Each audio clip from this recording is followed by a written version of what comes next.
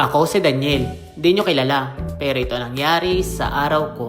Magandang buhay. Maaga nga din pala kami nag-asikaso at buti na nga lang din at nagising na itong pamangkin ng jowa ko. Nakapag-book na nga rin pala yung kapatid ng jowa ko ng sasakyan kaya sinakay na rin namin yung mga gamit. Buti na nga lang din talaga at nagkasya yung mga dala naming gamit at napakarami naming dala at halos lahat yung mga nakamaleta at mga nakabag. Buti na nga lang din talaga at wala kaming naiwan na talaga naman nagmamadali kami at halos anong oras na rin kasi at late na rin kami sa aming pupuntahan. Halos pagdating nga namin dito sa Naiya ay talaga naman diretso agad kami sakay ng eroplano at baka mamaya hindi kami makasakay at maiwan kami. Buti na nga lang din talaga at isang maleta at isang bag lang din namin dala namin at na-check na nga lang din namin dito bago namin kunin at mag-boarding kami. Buti na nga lang din talaga at napakaganda ng panahon ng pagpunta namin dito sa airport. Ang kagandahan talaga pag bumabiyahe ay napakaganda ng may maleta para kahit papaano ay napakaaluan dalahin. Buti na nga lang din talaga at napataon kami dito sa may bintana at wala na kaming katabi at siguro hindi natuloy yung katabi namin kaya kami lang yung natira. Nasa halos ilang minuto nga lang din talaga at bigla na rin umalis yung eroplano. Maya-maya nga ay dinemo lang din yung mga dapat gawin.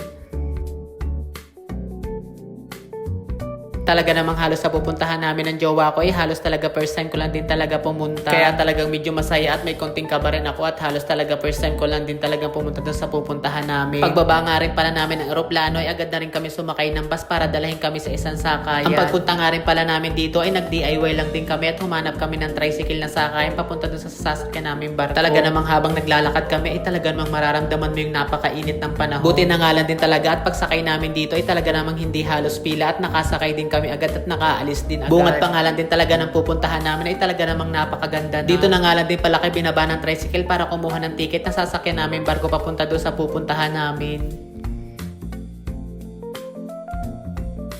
Pagkadating nga din pala namin dito ay nagperma lang din kami sa mga ticket at agad na may binigay yung babae para daw sa mga verlas na binibenta nila. Halos bungad pa nga lang din talaga to at napakaganda talaga ng dagat at napakalaki ng mga bangka. Medyo may kahirapan nga lang din talaga pag nag-DIY ka pero napakaganda naman talaga ng pupuntahan mo kaya naman baliwala lang sa yung pagod. At saka nakakatuwa din naman talaga ay pamilya kami magkakasama at napakarami namin at hindi din boring bumiyahe. Halos ilang minuto na nga din pala kami nasakay dito at meron lang din kaming number para ibigay doon sa conductor dito sa barko. Medyo halos nga may kaliitan lang din to sinakyan namin at talaga naman punong-puno na.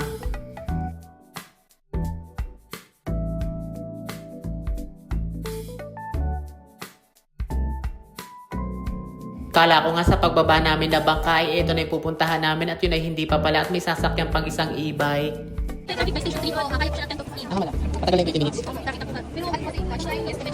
Buti na nga lang din talaga at ang mga tao dito talaga ay matulungin at talagang tumutulong sa amin magsakay ng aming mga dala. Halos napakarami kasi din namin dala at mga maleta at mga bag. Ang nakakatuwa nga lang din talaga dito ay kahit nasa gitna ng isla ay talaga namang napakakumpleto ng mga bibilihan. Dito na nga lang din pala kayo mag-check-in at kumuha lang din ng ticket para sa titirahan namin.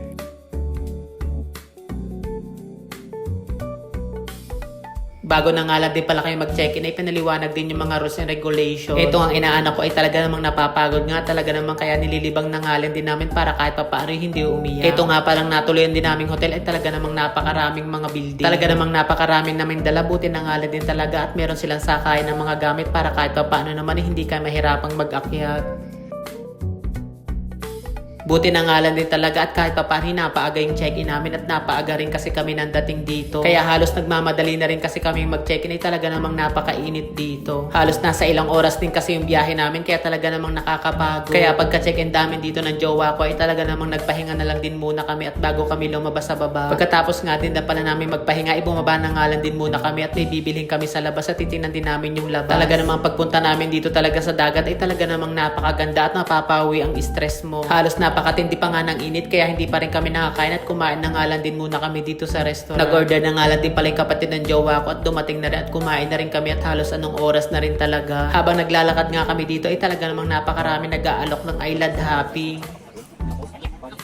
Dumaan na nga lang din pala muna kami ng 7-Eleven bago umakyat sa taas. Medyo halos nga ilang oras na rin kami nakapahinga kaya nag-asikaso na nga rin kami para bumaba. Pagkagising ko nga din pala inaigayak na ng jowa ko yung masusuot namin kaya naligo na nga lang din ako at nag-asikaso na at umalis na kami. May kalayuan din kasing kwarto ng kapatid ng jowa ko kaya pumunta na nga lang din muna kami sa kabila at para kaunin sila. Buti na nga lang din at pagkarating namin dito ay nakapag-asikaso na nga lang din sila at umakyat na nga lang din muna ako dito sa taas para tingnan yung higaan nila at napakaganda naman. Medyo halos nga excited na tong inaanak ko at bukas bukas ay birthday nito. Halos nakakatuwa din talaga yung mga suot namin at buti na nga lang din at binilhan ako ng jowa ko ng masusuot dito sa Boracay. Bumaba na nga lang din pala kami dito at para magpicture dito sa dagat at napakaganda naman. Nakakita nga lang din pala tong kapatid ng jowa ko na nagbe-braid sa buhok kaya nagpalagay na nga rin pati si Aliyah ay nilagyan na nga. Halos nakikita ko nga sa online na napakamahal ng ganito ay hindi rin naman at napakamura lang din naman magpalagay. Nakakita nga lang din pala kami dito ng I Love Boracay kaya sabi ng jowa ko ay magpicture daw kami dito. Pagkatapos nga lang din pala malagyan itong kapatid ng jowa ko ay talaga namang napakaganda at nagpa-picture na nga lang din siya dito sa may tabing dagat. Ito ang bilas ko ay napakadali lang din talagang lagyan at napakagaling nilang maglagay at napakabilis lang din talaga. Buti na nga lang din talaga ng pagpunta namin dito ay halos hindi pa ganun karami ang tao. Pagkatapos na nga din malagyan ng bilas ko ay nagpicture na nga lang din muna kami dito sa tabing dagat. Iniintay pa rin kasi nila yung kapatid ng jowa ko at medyo may katagalan pa din kasing maglagay. Ang nakakatuwa nga lang din talaga dito sa tabing dagat ay talaga namang napakalinis at napakasarap magpa-picture dito. Ito ang kapatid ng jowa ko ay nagpa-picture lang nga din dito sa jowa ko at napakaganda kasi ng braid doon sa pamangkin niya. Pagkatapos na nga lang din ng kapatid ng jowa ko ay nagpa-picture na nga lang dito sa anak niya.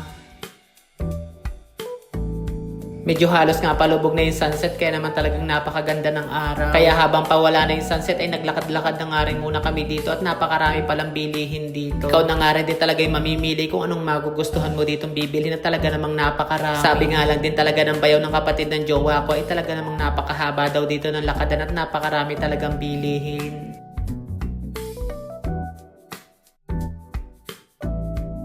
Halos first time nga namin ng jowa ko dito kaya talaga namang napakasaya namin ang pagpunta namin dito at sabi ko nga sa jowa ko ay uulitin pa namin yung ganitong panahon. Dito nga din pala ay halos pag naglalakad ka talaga ay napakarami nag-aalok ng masahe. Tabi-kabila nga din pala dito talaga ay makakakita ka ng mga perlas na mga binibenta nila at napakaganda. Halos lahat nga din pala dito ng kainan sa amin sa Laguna ay talaga namang napakarami dito yung bar at saka mga kain at Jollibee. Hindi ka dito mahihirapang humanap ng kainan at talaga namang napakarami at sabayan pa ng napakagandang tanawin na ito. Medyo halos kasi talagang dumidilin na kaya inilawan na nila ito para kahit papaano may napakaganda naman talaga at napakaraming tao. Medyo halos nga nauhaw na nga rin kami at bumili kami ng mainom dito at napakamura lang din naman ng mga inumin. Ang nakakatuwa nga lang din talaga dito sa mga kainan ay talaga namang napakasasariwa at magpapaluto ka.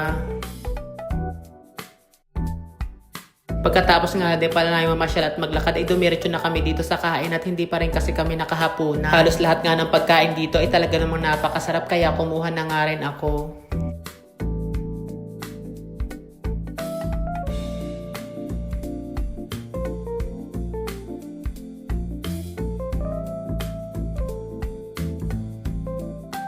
So yun guys, hanggang dito na lang. Thank you sa panonood. Bye-bye!